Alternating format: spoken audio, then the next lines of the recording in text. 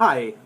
This unit sometimes gets lumped into a thing called ethical relativism. It's about the fact that ethics may not be true in a universal sense, but rather are ethical culture by culture, society by society, place by place. And that ultimately the idea is, let's suppose it grows sort of out of the aesthetic concept that perhaps, like, for example, I consider, like, for example, like with beauty and art, we in the West tend to view beauty from the perspective, what a Hollywood star might look like. But, in other countries, being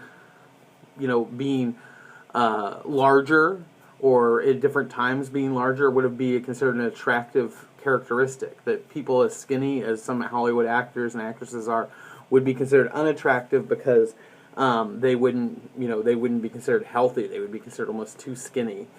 And you can go on and on with examples of this, that those are the kinds of things that beauty might not be universal. Instead, it's really just a cultural norm. And so it's sort of out of that idea that there is no universal truth of morality, just like there are no universal truths of aesthetics, but rather that the truth of it comes from our cultural inclination.